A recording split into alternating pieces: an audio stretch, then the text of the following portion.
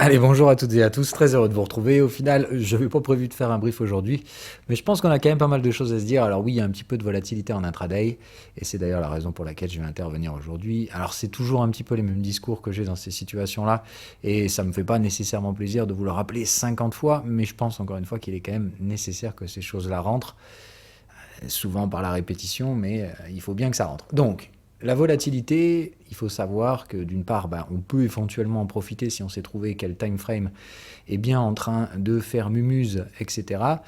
Mais comme pour la plupart sur les cryptos, vous êtes sur des portefeuilles moyen terme, cette volatilité de court terme, il faut savoir si elle est utilisable, exploitable entre guillemets ou pas. Et il faut surtout pas mélanger les deux. C'est-à-dire que si vous êtes trader intraday, oui, la volatilité c'est extrêmement intéressant à exploiter. Encore faut-il savoir trader la volatilité correctement. Et Dieu sait que c'est pas une chose facile. Une belle paire de manches si vous voulez trader la volatilité sereinement, mais surtout durablement. Bref, sinon, hormis ça, donc si vous êtes sur des investissements, on l'a bien dit, c'est deux choses différentes, mais l'investissement ne s'affranchit absolument pas des valeurs spéculatives. Il n'y a pas d'investissement sans gestion du risque. Hein, il ne s'agit pas juste de dire j'achète et je ne mets pas de stop loss, c'est beaucoup plus facile. Non, ça c'est juste de dire que sur les time frames les plus larges, les stop loss sont tellement grands, dus à la volatilité de ces time frames là, que justement vous n'avez pas d'autre choix que de trader sans stop loss. Donc c'est vraiment là de comprendre qu'on est sur deux méthodologies différentes. Par contre, évidemment, mettre tout son compte sur un actif sans stop loss, ça, c'est en aucun cas de la gestion du risque. Mais donc, on revient là-dessus. Si vous avez des investissements crypto, donc de moyen terme, ne pas mélanger, c'est donc bien de comprendre dans quel cadre les différents time frames et volatilités référentes à ces time frames se mettent en place. Pour ça que je vous ai construit le dashboard et tout ça, par exemple, pour bien que vous voyez, si je prends Ethereum par exemple, il y a bien deux mondes qui se battent. Hein. Il y a le monde de moyen terme qui est à la hausse et il y a le monde de court terme qui fait n'importe quoi. Ici, vous avez des éléments haussiers, baissiers, bref, c'est là que s'exprime la volatilité. Donc tout ce qui se passe en dessous de l'horaire, c'est n'importe quoi sur l'Ethereum. Donc je vous souhaite bien du courage pour trouver ici le bon time frame. Vous allez trader quoi? Les bornes de volatilité en horaire, en 15 minutes ou en 3 minutes? Parce que ici, sur les trois, il n'y en a qu'une seule qui va fonctionner. Et si vous ne savez pas trouver la bonne, ça va taper, évidemment. Voilà. Donc on fait très attention. C'est de comprendre que donc entre ce qui est ici haussier et ici plutôt baissier, il y a forcément une zone de non-droit qui va se trouver ici. Autrement dit, ici, c'est un peu chaotique. Ici, soit la hausse va reprendre son dû et on va arrêter la baisse, soit tout simplement la baisse va s'extrapoler sur les time frames supérieurs et on va avoir de la baisse en 4 heures, sans que pour autant ça remette quoi que ce soit en cause sur les time frames supérieurs. Donc si vous avez des investissements moyen terme, ce que vous cherchez à mettre à profit, c'est ça. Et perso, c'est ce que moi je cherche à mettre à profit aussi. Normalement, les tendances de long terme sont celles qui se mettent en place, à condition évidemment qu'on ait un déplacement de valeur. Donc j'ai toujours dit, sur de l'hebdomadaire, il ne s'agit pas juste d'acheter un truc parce que ça a l'air de monter, ou parce qu'il y a telle ou telle structure technique. Il faut réellement qu'il y ait des structures de hausse de valorisation ancrées dans le réel. Bon, sur Ethereum, on ne va pas se mentir, tout invite évidemment à penser que dans les prochaines années, les prix seront plus élevés. Donc, il y a des légitimités à ces tendances. Mais bien comprendre qu'elles sont donc sur les time frames larges, elles sont sur du daily ou de l'hebdo. En tout cas, pour l'instant, ces time frames mensuels et hebdomadaires sont neutralisés au moins sur des temps daily. Bon, ça, on l'a vu, de toute façon, on a ce gros range en daily. Donc, en soi, il faut bien comprendre que ici, la seule stratégie qu'il y a à mettre en place, c'est de comprendre qu'on est donc en range sur Ethereum depuis un an. Si je vous fais l'émission là, c'est parce que j'ai trouvé cette thématique intéressante et c'est d'ailleurs la seule chose que je voulais partager aujourd'hui. En soi, là où on est aujourd'hui, c'est à peu près les mêmes prix qu'il y a un an. Voilà. Pour faire simple, en fait. Donc, grosso merdo, Ethereum, ça vaut à peu près toujours la même chose que ce qu'on tradait il y a un an. Bon, voilà, il y a un an, on était en pleine congestion Ethereum, après un cycle de hausse fou furieux, bref, ça coûtait une petite blinde de réaliser des transactions sur Ethereum, tout le monde s'en battait les couilles, etc. On n'était encore même pas au début de la frenzy des NFT. Donc, restons quand même encore une fois rationnels, il s'est passé énormément de choses depuis un an sur Ethereum, pour ne pas les citer par exemple, cette congestion est aujourd'hui résolue, on a des solutions Layer 2 intégrées à la sécurité Ethereum, avec des solutions diversifiées, multiples, d'accord, donc qui répondent à différents besoins spécifiques. On a des besoins de niche, on a des besoins plus généraux, mais dans l'ensemble, de toute façon, on a des coûts de transaction qui sont revenus sur des niveaux très acceptables sur ces différents layers 2 ou carrément transactions sidechain ou off-chain ou plasma chain, comme on appelle ça, type Matic. Donc, il y a plein de solutions, elles sont toutes décentralisées, et c'est extrêmement intéressant donc de voir que par rapport à ces solutions de scalabilité, l'enjeu d'Ethereum était d'arriver à y trouver des solutions sans sacrifier la centralisation, enfin sans sacrifier la décentralisation, ni la sécurité. Donc évidemment, Ethereum s'est recentré sur ce qu'il sait faire de mieux, la sécurité, et le reste du monde s'est chargé de trouver des solutions décentralisées à ces problématiques. Donc très intéressant à mon avis, ces mises en place de Layer 2, je l'ai dit et je le redis, gros problème à venir sur les Layer 1 alternatifs qui ont essayé d'apporter d'autres solutions qui, à mon avis, vont avoir du mal à durer. Mais bon, bref, pour l'instant, revenons là-dessus. Donc, Ethereum, les solutions à la scalabilité sont trouvées. Donc, ça ne veut clairement pas dire que ça on va s'arrêter là, mais d'autres problématiques arriveront. Mais c'est surtout de comprendre que la solution d'un problème, ça se traduit normalement par une hausse de prix. Donc, comment se fait-il qu'aujourd'hui, après avoir solutionné les problèmes de scalabilité Ethereum, les prix soient toujours relativement similaires? Voilà, c'est la question moi que je me pose aujourd'hui. La réponse pour moi elle est très simple. Les tendances hebdomadaires vont de toute façon reprendre leur dû. La question c'est quand. Et ça, malheureusement, c'est là que rentrent tous les biais psychologiques. C'est-à-dire que la différence entre moi et les autres traders qui sont dans ces stratégies-là et qui ont moins d'expérience, ça ne veut pas dire que je suis meilleur, ça veut juste dire que j'ai déjà expérimenté ces trucs-là de longues et longues fois par le passé, et maintes fois, et j'en ai tiré les leçons. Donc c'est de ça que j'essaie de vous faire profiter de cette expérience-là. De vous faire comprendre que dans les ranges, malheureusement, il y a bien une chose que vous ne pouvez pas maîtriser, c'est le temps. Mais c'est aussi de comprendre que quand on est sur des time frames longs, d'accord, il se passe des choses. Et il s'est passé énormément de choses en un an sur Ethereum. Donc les pressions vont nettement revenir à la hausse pour sortir par le haut de ce range, mais ça ne veut pas dire que ça va être demain, ni après-demain, ni dans un mois, ni dans 2 mois. Vous n'en savez rien du tout. Alors on a un catalyseur temporel très important qui va être donc le merge, qui va arriver cet été. Donc là, clairement, on sait qu'aujourd'hui, ça commence à pousser à la porte pour sortir de ce range, parce que clairement, on n'est plus du tout dans l'état de fait d'Ethereum il y a un an. Aujourd'hui, on va avoir un Ethereum qui va devenir déflationniste, qui va passer en proof of stake, donc plus de minage, plus de dépenses énergétiques, donc beaucoup plus de compliance avec les entreprises, qui, elles, évidemment, se jettent sur le bébé, parce qu'elles ont commencé à comprendre qu'évidemment, leur business model bancaire a commencé à un peu chavirer avec ces nouvelles technologies. Donc, évidemment, qu'on a tout un tas de demandes pour ces produits et ils évoluent. Donc il est logique que la demande et les évolutions technologiques déplacent les prix vers de nouvelles zones. Et comme on est sur des tendances haussières, il y a très forcément de logique que ces prix aillent au-dessus. Bref, donc c'est qu'une question de temps avant que ça passe. Et qu'est-ce qu'on fait entre-temps ? Il faut comprendre que vous n'avez aucun contrôle, aucune certitude, d'accord ? On n'est pas assorti de sortir par le haut, mais on a de très fortes probabilités. Donc bien comprendre que la différence entre celui qui sort sa boule de cristal, qui dit « de toute façon ça va sortir par le haut », et la notion plus gestion du risque, qui est que de façon statistiquement très largement significative, on devrait sortir par le haut. C'est bien ce que j'ai toujours tenté de vous faire comprendre ici. Je n'ai pas de certitude, j'ai juste des probabilités tellement orientées que je n'hésite pas à prendre des positions sur ces types de marchés. D'ailleurs, pour ceux qui ont suivi un peu l'épilogue, Ethereum, moi j'ai fermé ma gueule depuis un an. Le seul rachat que j'ai fait sur Ethereum a été à 2600 $ ici, et ça a été après cette zone de baisse. Bref, moi j'ai appliqué ma stratégie comme toujours, qui est de dire, quand j'ai 3 bornes de range, en plus là, la troisième borne était légèrement supérieure à la première, à partir du moment où j'ai 3 bornes de range et qu'elles sont validées, et on avait validé à peu près par là, il ne me reste qu'une seule stratégie. C'est ce que j'appelle la zone neuneu, c'est-à-dire qu'il n'y a plus rien à faire. Soit on va travailler à l'intérieur de ce truc-là, puis casser le haut du range, ce que j'avais personnellement très largement favorisé à l'époque, c'est trouver que ce n'est pas le cas et qu'on est donc venu chercher le bas de ce range. La réponse pour moi, elle est sans équivoque. Ici, les acheteurs ont repris la main, on a toutes les gestions du risque, il y a tout ce qu'il faut pour dire qu'effectivement, ici, il fallait trader à l'achat. Voilà. Donc, pour moi, la problématique Ethereum, c'est pas est-ce qu'on va sortir de ce range par le haut, c'est quand et combien de temps il va falloir encore subir la volatilité de court terme et les pump and dump, etc., etc. Bref, mais retenez que tout simplement, tant qu'on ne vient pas chercher ça, il n'y a rien à faire. Voilà.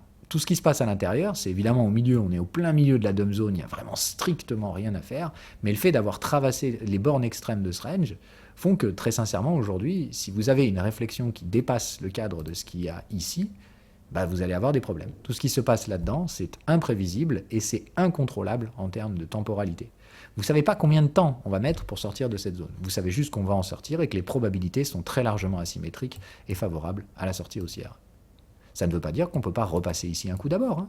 Ça veut juste dire que si on repasse ici, je vais refaire la même chose que la dernière fois. Je vais prendre de mon cash et je vais acheter. Point. Donc, c'est vraiment la notion très simple, bête et méchante qu'il faut comprendre. Si vous vous dites, on ne peut pas aller là, moi je vous dis, c'est con de penser ça. Moi, ce que je vous dis, c'est que de toute façon, on finira là-haut. De façon statistiquement très significative. Ça ne veut pas dire que je connais l'avenir. Ça veut juste dire que, pour moi, il y a très peu de chances qu'à terme, les prix n'aillent pas chercher par la sortie par le haut.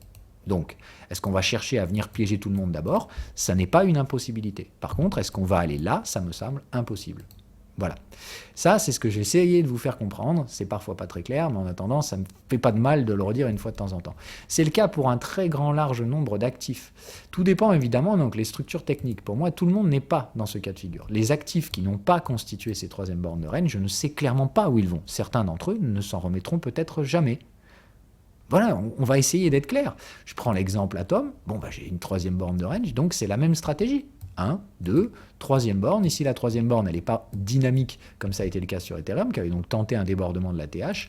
On est ici sur un double top. Donc, on a un double bottom. Voilà, c'est la même chose. Ici, on revient taper là, et qu'est-ce que j'ai fait ici sur Atom? J'ai acheté aussi. Point. Voilà. C'est aussi con que ça. Donc, il s'agit de comprendre que, en fait, à ces niveaux-là, dans des positionnements swing, il n'y a vraiment plus rien à faire sur ces actifs. Et vous voyez qu'ils font nœud et ça tergiverse dans tous les sens. Mais Atom, si ça revient là, vous croyez que je vais faire quoi? Je vais refaire la même, je vais racheter. Et tant qu'on ne sort pas par le haut, je m'en fous. Voilà, c'est aussi simple que ça. Pour moi, d'un point de vue spéculatif, Atom a quasiment très peu de chances de faire ça, comparé au nombre de chances de faire ça. Donc, je sais que ça va probablement faire ça. La question, encore une fois, c'est quand et comment. Est-ce que ceci empêche un passage par là d'abord? Non, clairement pas. Il faut donc mettre en place vos différentes zones spéculatives en swing et comprendre que par contre, si vous voulez rentrer dans ces trucs-là, il y a des choses qu'on peut faire et des choses qu'on ne peut pas faire. D'accord? Le range, il est bien sur ces UT daily, ce qui fait que vous ne pouvez pas trader les time frames inférieurs. Le 4 heures va être littéralement intradable. Le minimum à trader sur Atom, ce sera l'horaire. Et quand vous voyez ce genre de confluence, c'est la même chose que ce qu'on a vu sur Ethereum. Il y a des éléments haussiers, des éléments baissiers, bref, c'est le foutoir. Ici, on est clairement sur un trading de volatilité. Et je vous souhaite bien du courage, si vous n'avez pas l'expérience pour le faire, pour trouver le time frame approprié et la borne de volatilité qui va cadrer ce marché. Parce que c'est purement ça qui se passe. C'est du market making. C'est de la volatilité pure, et la volatilité, c'est non seulement imprévisible, et il faut trouver le bon time frame. Donc, moi, je vous invite toujours à beaucoup de prudence. Personnellement, je trouve très compliqué la navigation de ces marchés à court terme, raison pour laquelle j'y mets pas les doigts. Et pourtant, je sais faire, trader la volatilité. Mais si même moi, je trouve ça très dangereux d'aller fourrer ses doigts là-dedans, et que je m'en remets du coup à mes investissements de moyen terme et à de la patience, c'est qu'à mon avis, c'est clairement la stratégie la plus sage à adopter. Ça ne veut pas dire que vous ne pouvez pas naviguer cette volatilité de court terme, ça veut juste dire que je vous invite à être très prudent sur les tailles de position, si vous jouez à ce jeu-là. Ok? Mais bien, le message du jour, c'est de comprendre que si vous ne séparez pas les deux, vous êtes dans une merde noire. Il y a bien deux mondes qui se battent. Un monde très chaotique et très market maker, extrêmement volatile, dans des supplies relativement limités pour la plupart de ces projets. Donc là, c'est ici que franchement, vous vous battez contre le market maker, et soit vous trouvez la borne sur laquelle il va se positionner, soit vous allez vous faire laver comme une machine. Et de comprendre qu'ici, on n'est pas du tout sur les mêmes thématiques, on est sur des thématiques de tendance, ce qui veut dire que ça mettra du temps, mais que de façon statistiquement très polarisée, la sortie est teintée vers le nord. Donc il faut juste être patient et se dire que si jamais des prix attractifs sont offerts à nouveau, c'est une opportunité de se positionner. Point, barre. C'est aussi simple que ça. Et tout le reste, en fait, c'est de comprendre que si vous n'avez pas le niveau ou pas les capacités pour faire ça, ou surtout que vous n'avez pas la psychologie pour gérer cette volatilité, il vaut mieux pas s'y exposer. Et dans ce cas-là, il ne vous reste plus qu'une seule option, l'investissement de moyen terme, la patience et la gestion de votre psychologie. Regardez ces marchés tous les jours, quand objectivement parlant, je le fais également, de regarder ce qu'ils font tous les jours. Mais je sais que ça ne sert à rien et que tout est possible. Donc dans ces mouvements-là, soit vous faites le malin, vous pensez que vous savez ce qui va se passer, soit vous apprenez la patience et vous apprenez à gérer cette incertitude. Le fait de ne pas savoir, ça peut rendre fou, sauf si on comprend que de toute façon, vous n'y comprendrez jamais rien et que vous ne pourrez jamais rien y faire. Ça s'appelle lâcher prise et c'est la première des grandes leçons de trading que vous prendrez si vous espérez durer dans ce milieu. Certains l'apprennent plus vite que d'autres, mais on finit tous par de toute façon l'intégrer. Il n'y a pas une seule personne qui survit dans les marchés sans comprendre ces thématiques-là. Ok ? Donc apprenez la patience, apprenez surtout à définir vos niveaux techniques et à comprendre que quand vous ne pouvez rien y faire, c'est pas en appuyant sur des boutons par rage ou par colère ou par etc. que vous arriverez à faire quoi que ce soit. Donc l'impatience malheureusement génère des émotions parfois assez fortes, mais ça ne change rien à la thématique de marché. C'est simplement dans votre tête. Et si votre tête elle arrive à vous convaincre qu'appuyer sur un bouton ça va changer quoi que ce soit, concrètement parlant, vous savez que c'est faux. Donc évitez d'appuyer sur des boutons débiles. Encore une fois, volatilité de court terme si vous voulez, mais retenez surtout que les structures techniques de marché qui sont dans des tendances haussières et qui ont constitué des ranges matures sont aujourd'hui extrêmement chaotiques. Mais leur valeur intrinsèque est assez fortement polarisé. Ce n'est pas le cas de beaucoup d'actifs. Par exemple, Solana n'a pas de troisième borne de range. Donc Solana, pour moi, il va falloir attendre qu'on la constitue. Quand on aura constitué la troisième borne de range, j'appliquerai la même stratégie. Bon, je l'anticipe très clairement, parce que je pense qu'elle arrivera, cette troisième borne, mais voilà les niveaux techniques qui seront intéressants demain sur Solana. Solana, tant qu'on ne sera pas en train de trader au-dessus de 215 $, ça ne servira à rien. Et tant qu'on ne tradera pas en dessous de 118, ça ne servira à rien non plus. Et tout ce qui se passe entre les deux, je vous souhaite bien du courage. Voilà, c'est ça le message qu'il faut comprendre, d'accord?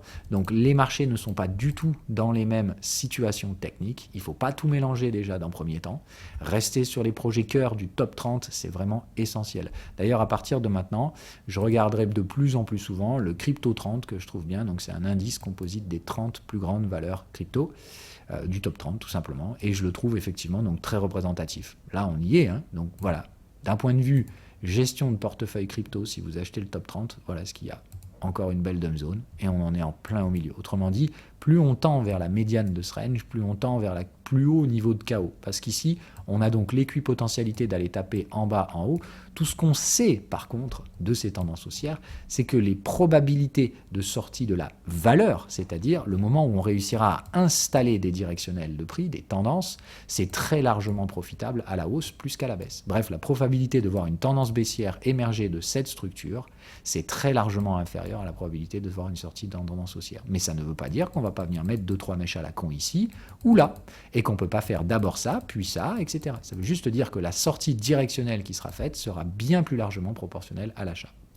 Voilà tout ce que j'avais à vous faire comprendre aujourd'hui. Donc petit rappel, gérez vos psychos, sachez prendre le recul et comprenez encore une fois que deux mondes s'affrontent et que ces deux mondes sont des mondes de moyen terme dont la probabilité est très largement asymétrique et à côté de ça des mondes de court terme très alloués au market making et à la volatilité. Et nous sommes aujourd'hui sur les zones où ce market making sera le plus imprévisible possible. Donc je vous souhaite vraiment, vraiment bien du courage si vous pensez être plus malin que les market makers. Ceci dit, bonne journée à tous, probablement bon week-end, puisque je ne vais pas vous mentir, je ne m'attends pas à ce qu'il y ait de changements radicaux avant la fin de semaine, donc on fera le brief hebdo, etc. Mais bon, c'est pour ça qu'en ce moment, je fais beaucoup moins d'émissions, parce qu'il n'y a franchement rien à dire, et je ne veux pas inventer des choses qui ne servent à rien. Donc, aujourd'hui, je répète des choses qu'on a déjà dites, mais je pense qu'il est nécessaire de le refaire. Voilà,